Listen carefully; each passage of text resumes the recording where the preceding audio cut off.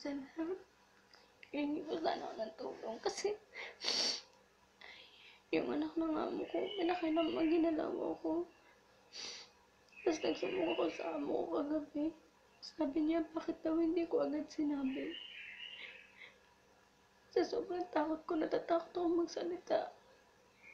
Dahil pagkatapos akong galawin ng anak niya, pinagbantaan ako na kapag nagsumbong daw ako, pinadala niya ako sa desierto at nagpapatay ni babaw niya ako doon.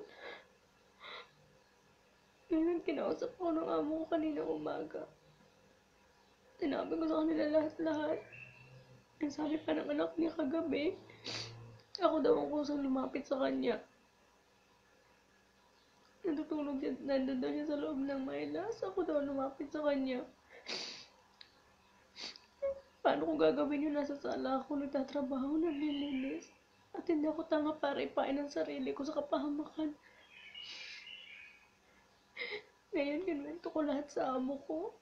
Ang sabi niya, kung gusto mo umuwi, maghintay ka ng 2 buwan. Bibili kita ng ticket mo pero sarili mong pera. Dahil hindi mo pa natatapos ang kontrata, uwi ka na.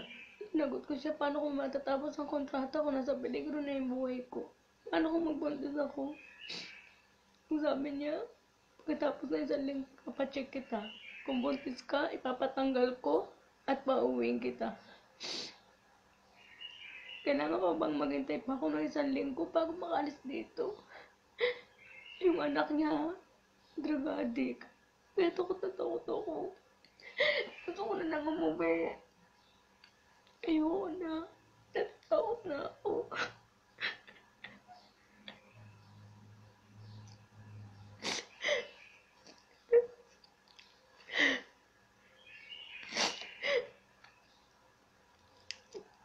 Wala pa naman ako hawak na pera pambili ng ticket ko.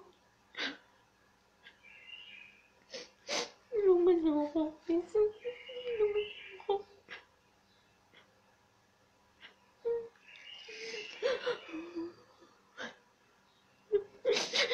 Sana matulungan ako. Makalis na dito. Natakot na ako.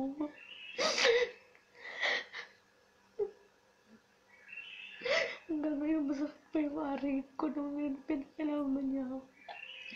May pasa din ako sa binti. Tapos yung hita ko, sinuntok niya para hindi ako makagalaw.